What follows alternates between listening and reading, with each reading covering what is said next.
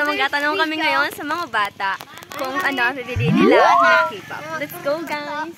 Hi, guys! Mag-start na po kami mag-question. Blackpink or Twice? Blackpink.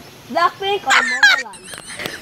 Momoland. BTS or Enhypen? BTS. Okay, thank you. Okay, sir, may question na po kami. BTS or Enhypen? Hi. BTS SB na yung tayo. Twice or Blackpink? Twice. Momoland or ikaw? Ako. Kuya, may tanong po kami sa inyo. BTS or Enhypen? BTS. Hey, sir, kimis na po kami.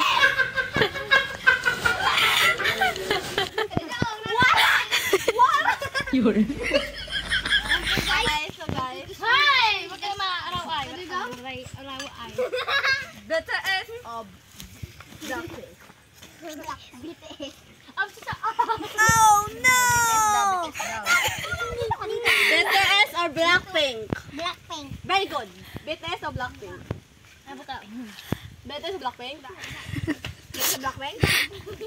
Blackpink, okay. BTS or Blackpink? Violet o pink? BTS or Blackpink? Guys, so BTS o Blackpink? BTS? BTS? BTS or Blackpink? BTS o Blackpink? BTS or Blackpink? BTS o Blackpink?